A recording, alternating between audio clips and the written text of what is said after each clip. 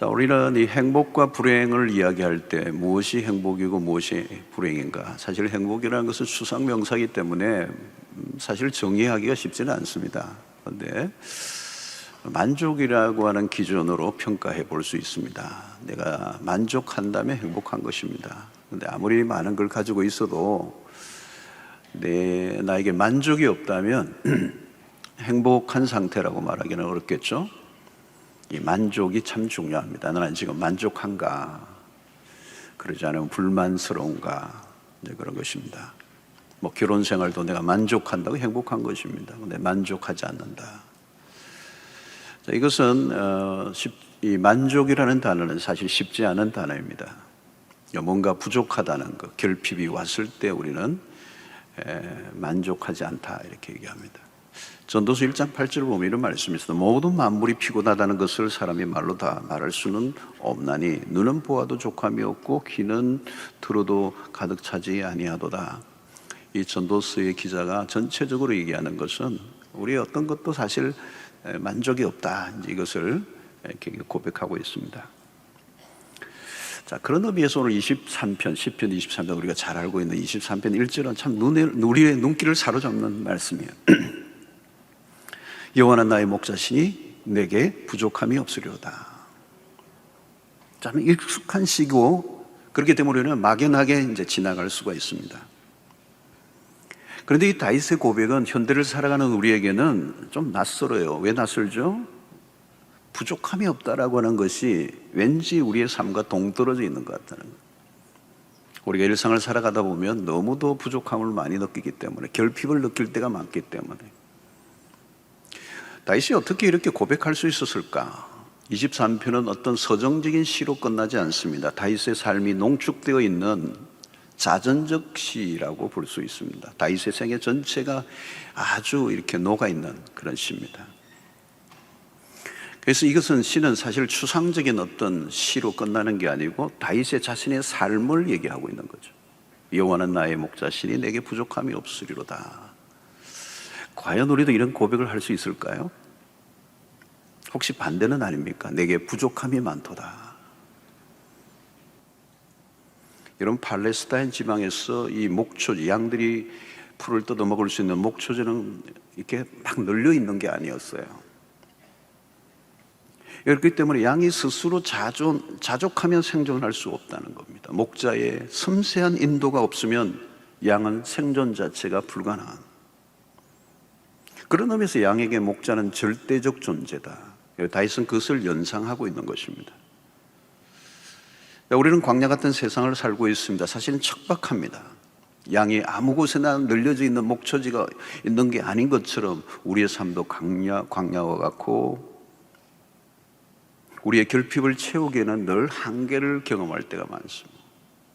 모든 것이 넘쳐나는 세상 같아 보이지만 우리의 일상 안으로 들어가 보면 무한 경쟁이 벌어지고 있습니다. 파이가 많아 보이지만 독점할 수는 없는 것이기 때문에, 그래서 우리는 치열한 이 파이 전쟁이 벌어지고 있죠. 그래서 전쟁터 안에서 우리는 싸우는 것입니다. 과연 부족함을 우리가 해결할 수 있는 것인가? 사람들은 결핍을 채우기 위해서 일평생 땀을 흘리며 열심히 성실히 살아갑니다. 현대인들 가운데 성실하지 않은 사람이 어디 있습니까? 그러나 많은 사람들은 결핍을 해결하지 못합니다. 다시 말하면 성실만으로 결핍이 해결될 수 없다는 데 한계가 있습니다. 그 이유는 결핍의 문제는 우리의 성실이나 노력의 차원을 넘어선 그 무엇이 있다는 얘기입니다. 인간이 겪고 있는 결핍의 궁극적 원인이 있습니다. 거기에는 성경을 들여다보면 인간의 죄가 있습니다. 죄가 가져온 결과는 우리가 생각하는 것보다 훨씬 더 큽니다. 에덴 동산에서 하와는 뱀의 유혹에 넘어갔습니다. 여러분, 에덴 동산이 어떤 곳입니까? 모든 것이 완벽하게 갖추어진 곳입니다. 하나님이 보시기에 좋았던 곳, 모든 것을 다 만들어 놓고 완벽한 환경 속에 마지막 날 아담과 하와를 지으셨거든요. 불편하고 모자라는 곳에 아담과 하와를 투입시키고 너희들이 개간해라, 이게 아니에요. 완벽한 환경에 아담과 하와를 살게 하셨습니다. 부족함이 없는 곳. 자, 그런데 마귀의 유혹은 매우 교모합니다. 그 완벽한 곳에서 부족한 것이 있다고 여기게 만들었다는 겁니다. 오늘날도 마귀는 기발하게 유혹합니다. 부족해서 부족한 것이 아닙니다. 모든 것이 넘치는 곳에서 부족을 느끼게 만드는 것이 마귀의 전공이라는 것입니다. 결국 아담과 하와는 소가 하나님의 말씀에 불순종합니다. 그 결과가 뭘까요? 에덴의 풍요함을 잃어버리고 맙니다. 마침내 결핍이 시작이 되었습니다. 아담과 하와는 결핍을 스스로 채우기 위해서 땀을 흘려 수고를 해야 합니다. 그러나 땀과 이 수고를 하는, 땀을 흘려 수고를 하는, 그래서 소산물을 얻게 하는 것도 저주의 일부지만 또 다른 저주는 뭘까요? 아무리 노력을 해도 만족할 수 없다는 것입니다. 아무리 수고하고 땀을 흘려도 만족이 안 되는 거, 이게 저주예요. 무엇이 문제입니까? 필요가 채워진다고 만족이 오지 않습니다. 죄는 탐심을 불러왔습니다. 인간의 탐심은 끝이 없어요. 욕망은 한계가 없어요. 여러분, 불만족과 불평이 많아진 이유가 무엇입니까? 이전보다 부족해졌기 때문이 결코 아닙니다. 이전보다 욕구가, 탐심이 더 커졌기 때문에. 오늘 우리는 다윗의 고백을 잘 보아야 합니다. 여호와는 나의 목자시니 내게 부족함이 없으리로다. 다윗은 내게 무엇인가가 채워짐으로 부족함이 없다고 말하지 않아요. 부족했던 돈이 채워져 더 이상 부족함이 없다고 말하고 있지 않습니다. 내가 원하던 자리에 올라갔기 때문에 이제 더 이상 부족함이 없다라고 말하지 않아요.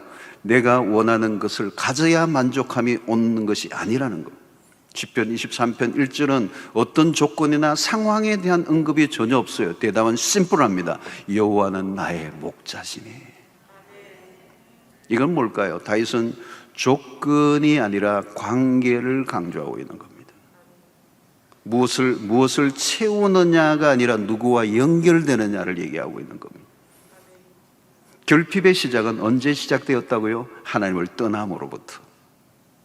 그렇다면 결핍의 해결은, 인간의 궁극적 결핍의 해결은 하나님에게로 돌아가야 한다는 거예요. 조건의 충족이 만족이 아니라 관계의 회복이 답이라는 것이죠. 여호와는 나의 목자시니에 집중해야 합니다. 목자와 양의 관계가 핵심입니다. 이것을 가장 잘 표현하고 있는 것이 요한복음 15장 5절의 말씀이에요. 나는 포도나무요 너희는 가지라. 그가 내 안에, 내가 그 안에 그하면 사람이 열매를 많이 맺나니 나를 떠나서는 너희가 아무것도 할 수 없습니다. 그가 내 안에, 내가 그 안에 그하면 나는 포도나무요 너희는 가지라. 이 그리스도와 우리와의 관계 안에서 풍성함이 찾아온다는 얘기를 하고 있는 것입니다. 시편 23편만큼이나 유명한 신약의 한 구절이 있습니다. 그것은 바울이 빌립보서 4장 13절에 하신 말씀이에요. 내게 능력 주시는 자 안에서 내가 모든 것을 할 수 있느니라. 이것은 여러분 시편 23편 1절과 유사한 구절이에요. 모두 앞부분에 초점이 있습니다. 여호와는 나의 목자시니 내게 능력 주시는 자 안에서. 모두 뭘 강조합니까? 하나님과의 관계에 초점을 두고 있습니다. 신앙의 핵심입니다. 여러분, 결핍은 하나님을 떠날 때 찾아온 것이기 때문에 하나님과의 관계 안에서만 해결이 된다는 거예요. 여러분, 오늘날 보십시오. 무엇이 부족해서 절망합니까? 없어서 우울한 것입니까? 이렇게 여러분 풍요로운 시대가 없었습니다. 대한민국도 마찬가지. 건국이래. 아니, 우리의 대한민국의 역사 속에 이렇게 문명을 구가하는 이런 번성한 경제의 이 호황을 누릴 때가 없었어요. 어렵다 하지만 이렇게 번성했던 때가 없어요, 우리 역사에. 그러나 실상은 다릅니다. 어느 때보다 사람들이 불만이 많어요. 이전보다 더 목이 마릅니다. 사람들은 무엇인가 채워지지 않은 것에 의하여 불행을 느끼고 있습니다. 결핍을 치우기 위해서 동분서부지를 하고 지치고 피곤하여 힘겹게 살아가는 사람들이 한두 명이 아닙니다. 문제는 뭘까요, 여러분? 탐욕입니다. 하나님은 우리의 탐욕을 해결해 주시는 분이 아닙니다. 그러나 분명한 것은 우리를 넉넉한 삶으로 이끌어 주시는 분이십니다. 바울은 빌립보서 4장 18절에 이렇게 얘기합니다. 내게는 모든 것이 있고 또 풍부한지라. 이 무슨 고백이에요? 여러분, 이것을 기록할 때 이 빌립보서는 감옥 안에 있는 바울입니다. 감옥 안에 있는 바울이 무슨 얘기를 하고 있는 겁니까? 내게는 모든 것이 있고 또 풍부한지라. 무슨 얘기죠, 여러분? 모든 걸 다 가지고 있다는 뜻이 아닙니다. 현재 상태에 만족하고 있다는 뜻이에요. 그 만족의 이유는 외적인 조건이 아니라, 환경의 문제가 아니라 하나님과의 관계 안에, 그리스도 안에 있기 때문에 내적인 충만함이 바울로 하여금 이런 고백을 하게 한 것입니다. 탕자는 자신의 가진 재산이 떨어지기 전에는 아버지 집을 생각조차도 하지 않았어요. 여러분, 언제 하나님을 찾았습니까? 배부르고 잘 나가고 성공하고 내 뜻대로 다 될 때 하나님을 찾았던 사람은 없어요.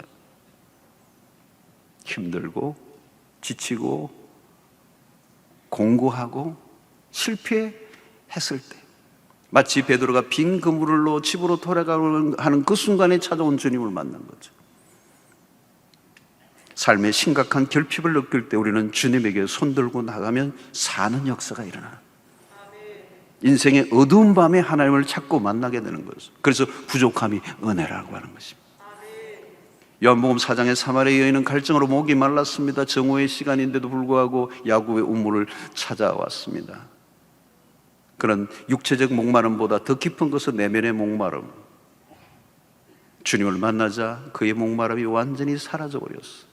남편 5이 있었지만 지금 있는 남편도 자기 남편이 아니었던 이 여인의 기구한 운명을 한순간에 완전히 해결시켜준, 그 누구도 만족시켜줄 수 없었던 것을 그리스도를 통하여 만족 얻게 되자 그는 물동이를 버려두고 동네로 뛰어들어갔어요. 더 이상 물동이가 필요하지 않았던 거죠. 사랑하는 성도 여러분, 하나님을 만날 때 더 이상 결핍 정세가 없어요. 여호와는 나의 목자시니 내게 부족함이 없다는 이 고백은 단순한 결핍 정세에서 벗어났다는 정도가 아니에요. 부족함이 채워져 당분간 편안하게 되었다는 얘기가 아니에요. 세상에서 경험하는 것들은 무엇입니까, 여러분? 어떤 부족은 사라졌지만 여전히 또 다른 부족이 밀려와요. A는 해결되었는데 여전히 B는 부족의 상태로 있어요. 다윗의 부족함이 없다는 표현은 궁색함에서 겨우 벗어났다는 말이 아닙니다. 하나님 안에서의 삶이란 겨우 부족을 메꾸고 한숨을 내쉬는 수준이 아니에요. 내게 부족함이 없으리로다. 이것은 최상의 만족. 목자 되신 하나님은 누구이시며 그분은 풍성한 분이십니다. 모든 풍성함의 근원이 우리 하나님이십니다. 요한복음 10장 10절에 예수님이 이렇게 얘기하십니다. 내가 온 이유가 있다. 내가 온 것은 양으로 생명을 얻게 하고 더 풍성히 얻게 하려 함이니라. 적당히 안 죽을 만큼만 풀을 먹이는 분이 아니라는 거예요. 구약은 주로 물질적인 것이라면 신약은 영적이고 정신적인 것의 풍성함을 말하고 있습니다. 하나님은 영육의 모든 것에 키를 쥐고 계시는 분이에요. 주님은 현실의 상황 속에서 근근히 버텨내게 하는 수준이 아니라 넉넉히 승리하게 하시는 하나님이십니다. 다윗은 외적인 상황에 흔들리지 않습니다. 자신의 삶을 흔들어 놓을 수 있는 것은 존재하지 않는다는 고백이 이 1절의 고백 안에 있는 거예요. 여호와는 나의 목자시니 나는 어떤 환경, 어떤 상황에도 흔들리지 않음이라고 하는 것을 고백하고 있는 거죠. 왜? 목자로 인해 주어지는 풍성함 때문입니다. 그래서 5절에는 시편 23편 5절에는 뭐라고 말합니까? 내 잔이 넘치나이다. 여기서 1절에 내게 부족함이 없다라고 하는 이 표현과 함께 앙상블을 이루고 있죠. 내 잔이 넘치나이다. 여기서는 부족함이 없다는 수준을 훨씬 더 넘어선 오버플로우 되는 것입니다. 다윗은 왕으로 살았을 때가 부족함이 없는 순간이 아니었습니다.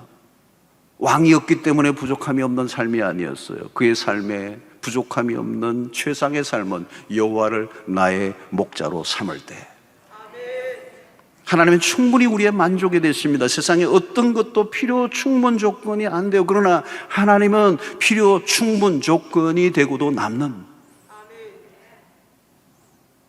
그래서 나는 하나님 안에서 부족함이 없습니다.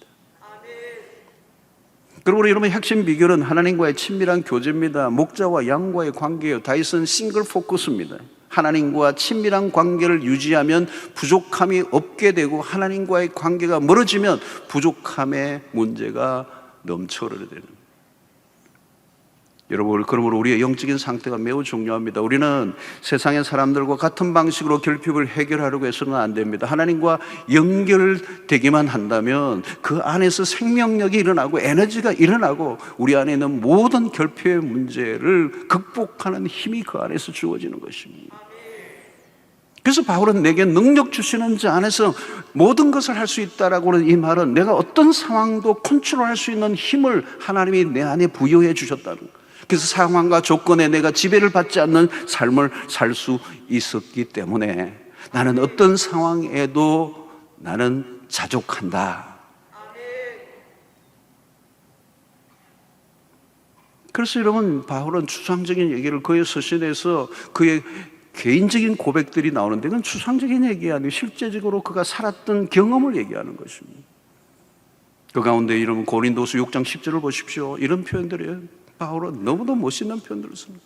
근심하는 자 같으나 항상 기뻐하고, 가난한 자 같으나 많은 사람을 부유하게 하고, 아무것도 없는 자 같으나 모든 것을 가진 자로다. 여러분, 이게 그리스도인의 삶이에요. 너무 멋있어요. 여러분, 저만 읽기는 너무 아까워서 같이 읽고 싶어요. 여러분, 한번 같이 한번 읽읍시다. 시작. 근심하는 자 같으나 항상 기뻐하고, 가난한 자 같으나 많은 사람을 부유하고, 아무것도 없는 자 같으나 모든 것을 가진 자로다. 아멘이에요. 아멘. 여러분, 하나님 안에서 은혜 안에 살면요, 작은 것을 가지고도요 많은 것을 가진 사람보다 더 부유한 것 같던 삶을 살아요. 많은 걸 가지고 있는데도 아무것도 없는 자처럼 그냥 부들부들 떠는 사람들이 있어요.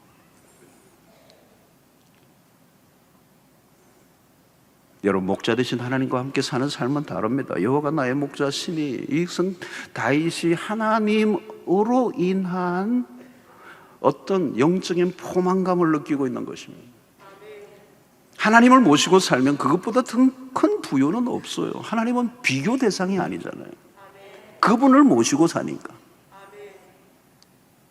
그러니까 뭐 돈이 있으면 있는 대로, 없으면 없는 대로. 세상적으로 부족함이 있어도 그것이 나를 결코 불행하게 만들지는 못한다는 거예요. 은혜가 넘치고 영적으로 충만해 있을 때는 어떻습니까? 희한해요. 마음에 여유가 생기는, 걱정이 별로 안 돼. 끌떡거리는 정세가 없어져 버려요. 불안함이 없어. 여러분, 많이 가졌다고 부유한가요? 여러분, 남을 잘 돕는 분들을 보세요. 돈이 많다고 돕는 것도 아니에요. 돈이 있어도 못 도와. 왜? 불불불 떠는 거예요. 그 나눈다는 거예요. 별로 없는데도 자꾸 나누는 분들이 계세요. 초월하신 분이에요. 부유하신 분이에요. 나누는 사람이 부유한 거예요. 무슨 형편이나 불경기의 문제가 아닙니다. 하나님과 그리워의 관계예요. 하나님의 은혜가 떨어지면 불안한 겁니다. 그리고 움켜잡아야 되는 거죠. 나만 믿어야 되고 내가 가진 것만 믿어야 되는데 어떻게 불안해서 나누어줘요. 여러분, 움켜줘야지. 근데 여러분, 하나님을 믿고 살아가는 사람은 여호와가 나의 목자신데, 지금 우리에게 무엇이 필요합니까? 무엇을 절실하게 바라십니까? 무엇을 더 채우려고 열심히 살아가십니까? 열심히 살아가야죠. 땀을 흘려야죠. 그러나 그것이 나의 부족을 채울 수 없다는 것을 인정해야 합니다. 오늘날 세상은 모든 것이 물량화되어 있습니다. 행복을 경제적인 것에만 너무 초점을 맞추어져 있는 이 세속화에 우리가 살아가고 있습니다. 마치 돈만 있으면 낙원이 눈앞에 펼쳐질 것처럼 사람들을 속이고 있습니다. 마귀는 계속 이 돌들을 떡이 되게 하라고 주문을 외우게 합니다. 사람들은 환청에 시달려 신기를 쫓는 것입니다. 다윗의 생애의 핵심은 일절에 고스란히 묻어 있어요. 어떻게 보면 다윗의 생애는 파란만장했습니다. 삶에 굴곡이 많았고요, 수많은 위기를 넘나들었습니다. 죽음의 고비를 한두 번 넘긴 게 아닙니다. 치열한 그런 전선에서 피를 흘리는 전쟁을 치르며 살았습니다. 산전수전을 다 겪은 백전노장이에요. 그럼에도 그는 자신의 인생을 압축하며 한마디로 정리합니다. 여호와는 나의 목자시니 내게 부족함이 없습니다. 다윗은 하나님과 자신과의 관계가 얼마나 깊이 연결된 삶인가를 이야기하려고 합니다. 그의 삶에서 하나님을 빼놓을 수는 없어요. 다윗은 홀로 걸어간 적이 없습니다. 삶의 모든 영역에 하나님의 손길이 떠난 적이 없습니다. 사울의 칼날을 피해 도망을 다닐 때도 하나님은 그와 함께 하셨고, 이스라엘 왕으로 어린 시절에 기름을 받았지만 현실은 점점 더 멀어져 갈 때 이제 모든 게 끝난 것 같았는데 여전히 하나님은 그를 붙들고 계셨고, 결국은 이스라엘의 왕으로 등극을 시켜놓고야 마시는 하나님. 다윗의 이야기 안에는 하나님의 이야기가 있습니다. 하나님의 이야기 안에 다윗이 들어있습니다. 하나님의 이야기와 다윗의 이야기는 뗄래야 뗄 수 없는 관계. 다윗의 스토리의 전후 문맥에 하나님이 빠지면 다윗의 이야기는 사라져버릴 수밖에 없는, 그의 모든 언어의 첫 번째는 여호와였습니다. 그의 모든 생각의 첫 번째가 여호와였습니다. 그의 삶의 우선순위가 하나님이었다. 그의 삶의 모든 프라이오리티. 그래서 우리는 마태복음 6장 33절을 떠올리게 합니다. 그런즉 너희는 먼저 그의 나라와 그의 의를 구하라. 너희는 먼저 그의 나라와 그의 의를 구한다면, 그리하면 이 모든 것을 너희에게 더하시리라. 여러분, 우리의 자신에게 맞춘 초점을 하나님의 나라와 그 의에 맞추고 살아보라는 겁니다. 나의 기대, 나의 소망, 나의 결핍을 채우기 위한 몸부림이 아니라 우리는 하나님의 기대, 하나님의 비전, 하나님의 원하심, 하나님의 뜻에 다가가려고 애를 쓰면 이 모든 것을 너희에게 더하시리라. 이 완벽하게 채워주시는 하나님의 은혜를 맛볼 수 있을 줄로 믿습니다. 어거스틴의 고백에서 유명한 경고를 우리는 되새길 만합니다. 하나님이 우리를 만드셨기 때문에 우리가 그분 안에서 쉼을 찾기까지 우리의 마음은 쉼이 없나이다. 다르게 표현하면 하나님 안에서만 쉼이 있습니다. 안식이 있습니다. 만족이 있습니다. 사랑하는 성도 여러분, 무엇을 욕망하고 있습니까? 하나님만이 우리의 모든 결핍으로부터 자유하게 하실 수 있음을 믿으시기를 주의 이름으로 축원합니다. 우리가 할 일은 일평생 하나님을 의존하며 살아가는 것. 우리의 어떤 열심보다도 더 중요한 것은 하나님에게 붙어 있기로 열심을 내는 거죠. 하나님의 은혜를 구하고 떡에 초점을 맞추지 말고 하나님에게 초점을 맞추고 살아가십시오. 결국은 우리의 인생을 책임져 주시는 하나님께 우리의 모든 것이 달려있음을 믿고 그 하나님과의 관계에 모든 우리의 삶의 에너지를 거기에 쏟아 부을 때 하나님이 우리의 목자가 되시고 우리의 삶의 모든 때를 따라 돕는 은혜로 함께해 주실 줄로 믿습니다. 그런 의미에서 우리의 실력으로 살아가는 게 아니라 하나님의 실력으로 살아가는 겁니다.